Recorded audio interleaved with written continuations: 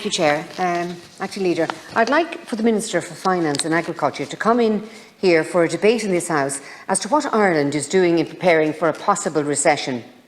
Economists have for months now been warning of the prospect of a recession in late 2022, a call echoed earlier this month by the UK's National Institute for Economic and Social Research. The Chief Executive of Citigroup, one of the world's largest banks, said on Monday she believes Europe is sliding into a recession as it grapples with the consequences of war in Ukraine and a resulting spike in energy prices.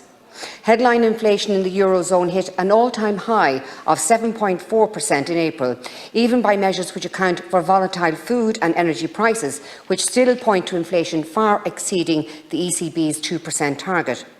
We don't need to be reminded, too, of the role that is played by the global financial markets by the economy of the United States.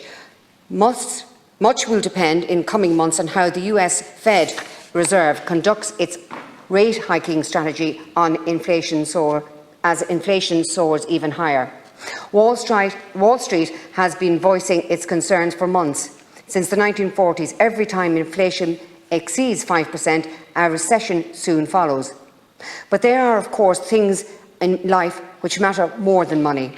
At a material level, there are essentials which money so often buys us: our clothes, food, shelter. Shortages in these are more immediately noticeable than percentages points downward in GDP.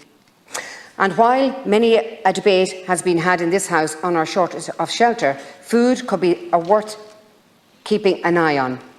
Monday saw the Economic Forum in Davos, Switzerland, hear that the anxiety about access to food at a reasonable price globally is hitting the roof, and we were warned of the spectre of global food shortages in the coming months. The UN estimates that in the past year, global food prices have risen by almost 1/3, fertiliser by more than half, and oil prices by almost 2/3. Globally, more than 500,000 people are experiencing famine condition, an increase of more than 500% since 2016. Today's Ireland is an Ireland that is highly interconnected and heavily interdependent. No longer does each household have a potato or cabbage patch. The supermarket shelves are the sole source of food for most of our population, and I think a discussion on national food security could reveal some steps we should be taking. We need regular updates from both ministers on both these very pressing matters. Thank you. Senator Keogan raised the spectre of inflation and about the issue of access to food and food security that's been raised in Davos. And while she's right, I think, that for far too long we've had a lot of food in this country being sold at below cost, and that's caused a big problem for the producers.